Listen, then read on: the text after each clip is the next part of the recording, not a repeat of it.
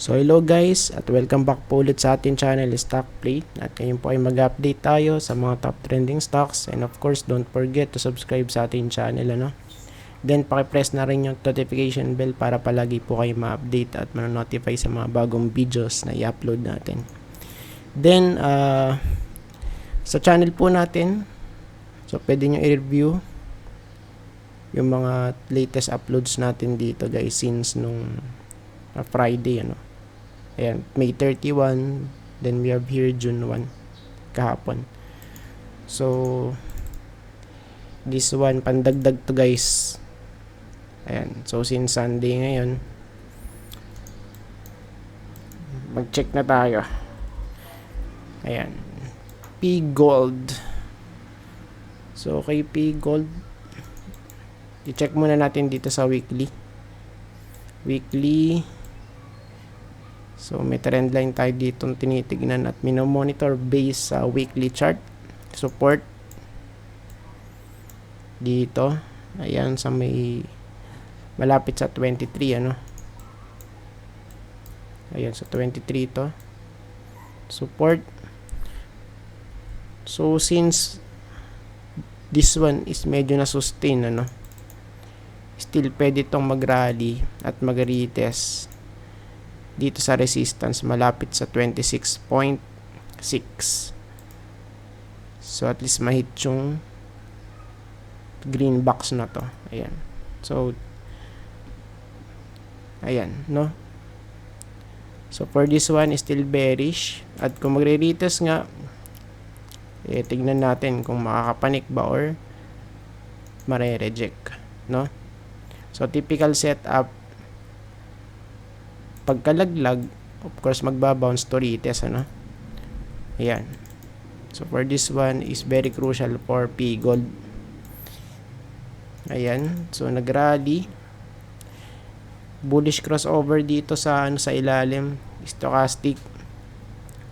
Good, pwede nga tayo mag-retest guys dito sa may resistance, 26.5 or basta malapit dito guys sa may green box. Ayan. So, 26.6. Ayan. So, basta mahit yun. Plus, with a confirmation here, ayan, sa may 200-day moving average, So, malapit lang siya dun sa may resistance natin. Next, CDC. Check natin to CDC, guys. Ba't body? Ayan, CDC. Cityland. Cityland. Alam ko sa Mandaluyong may ginagawa Okay, parang project ng Cityland data yun. So, I'm not sure, pero parang may nakita akong Cityland na nakalagay. CDC. So, punta muna tayo sa weekly, Ayan, para makita natin yung overall trend. CDC. Okay, pagapang. Ayan. So, for this one, check natin yung support guys for CDC, Support. So, dito tayo mag-add siguro. Dito sa area na to. Ayan. So, i-cut natin, dalawa. So, isa rito. Ayan, saka dito. 0.62 meron din So for now, ito muna. Ayan, sa 0.66, or kung mag-round up tayo, 0.67, 0.668 Then yung resistance. So I think dito pwede. Okay, so dito guys, pwede rito. Okay, sa area na to, Diyan. 0.776. 0.78. Ayan. Okay, pag nag-round up, 0.78. Okay, malapit. Diyan yung pinaka, yung pinaka peak. So, for now, medyo, patalbog-talbog lang dito, guys. So, tignan natin kung magra-rally. Malapit dun sa may resistance, Then sa daily guys, ayan, so walay pa to. Ayan, for now nag-close sa may 0.73 pero maraming ano dito, rejections. So it means since nasa daily tayo, pwede tayo mag-add ng support and resistance, no? So for this one, eto guys, pwede natin itong i-consider na resistance sa ngayon, 0.72, no, for CDC. Ayan. Next, SPNEC. Ayan, pasulpot-sulpot din to guys sa sa mga top trending stocks. So far, pagka-chinek natin, so eto na. Nag-close doon sa may sinabi nating support before. This is very crucial kasi pagka hindi nag-hold guys, so ano ba yung bottom na to?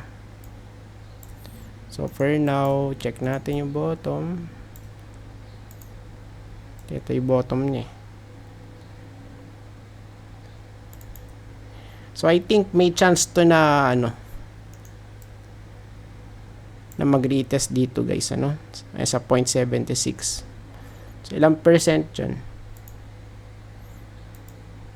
Ilang percent? Okay, from here hanggang dito, saan ba yan? Ayun, negative 18% lang yan guys. So for sure, kayang-kayang malaglag dyan, and based dito sa indicator natin, pwede, since hindi pa naman siya oversold dito sa RSI and sa stochastic, bearish crossover. Ayan, this is saan to? Sa weekly time frame. Kaya pwede na mag-retest dito sa 0.75 sa may green box. Next green box, eto guys, 0.75, at least malapit dun sa may green box. Then sa daily, check natin, oversold pa. Wait lang.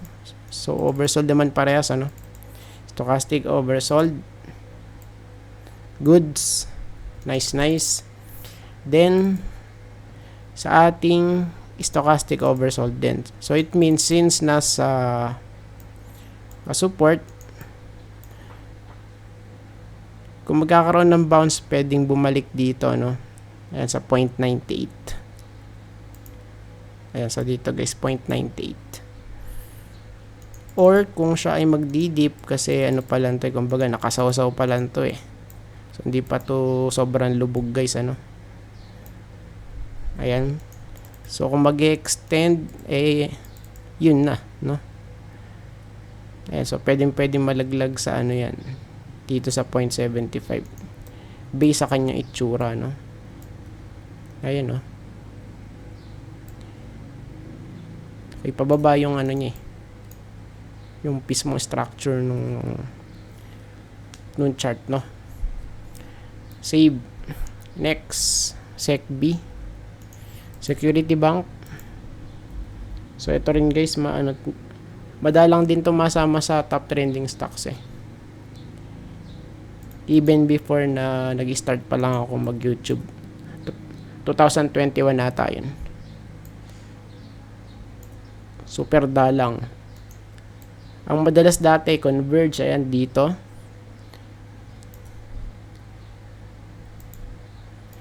Weekly. So sa weekly, bearish pa to guys. Okay, for now bearish siya, pero kung titignan natin, tag-retest na ulit dito. Okay, so yun nga lang, wala pang breakout.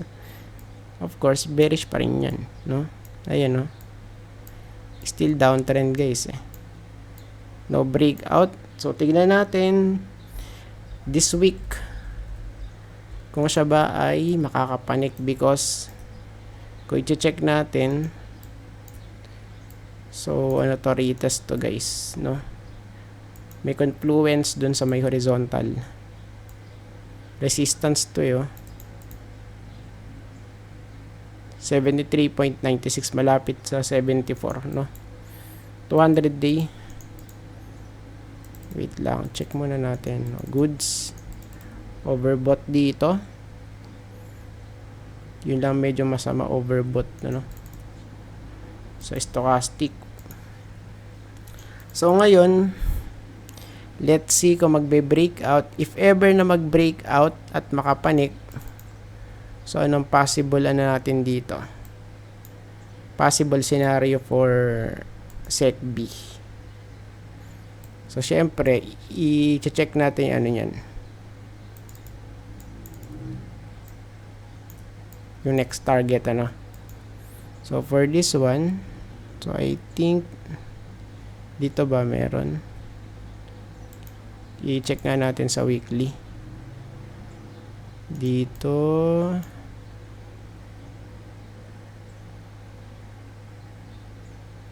ayan, so dito meron ano. Sa 79 meron dito guys. 79. Ayan, so saan yung 79? So at least dito mahita no. Okay. So same lang ng hinala ko to. Somewhere here. Yan, no? 79 to 80. Okay, basta malapit dyan sa may green box. Tingnan natin, ano? No breakout pa.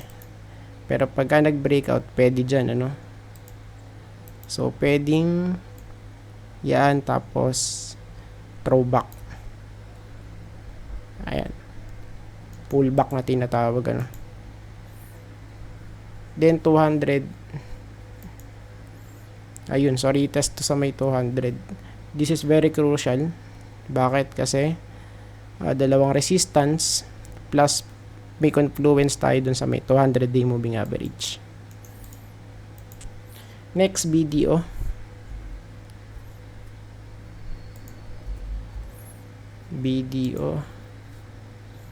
Check natin sa weekly. Na-update na ba natin to? So right now kasi ano siya eh, nasa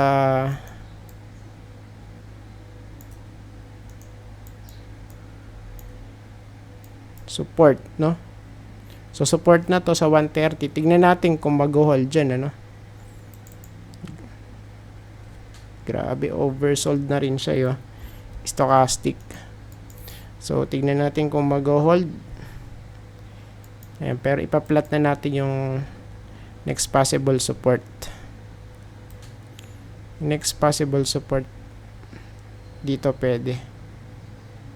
Sa area na to.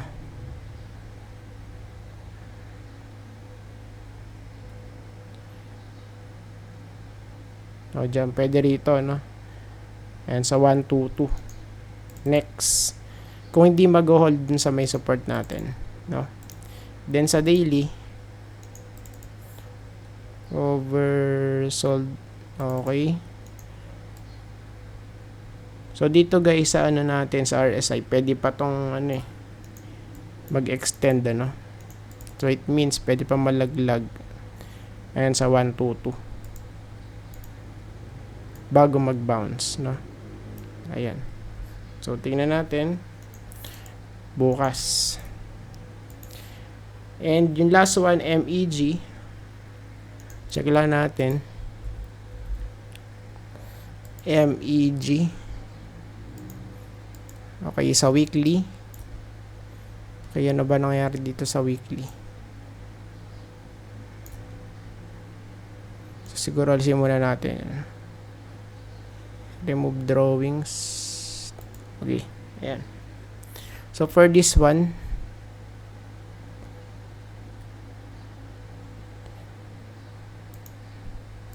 support, I think dito. Dito pwede, no? Okay, sa area na to. Yun. Ayan. Support 1.73 malapit doon. Tapos yung resistance natin, okay, so pwede rito. I think pwede rito, guys. Ayan. Okay. So right now, still bearish pa ba? Yes. Lower high, lower low, bearish. Ayan, tas parang naging triangle pa nga to eh. 'Di ba? Ayan, oh.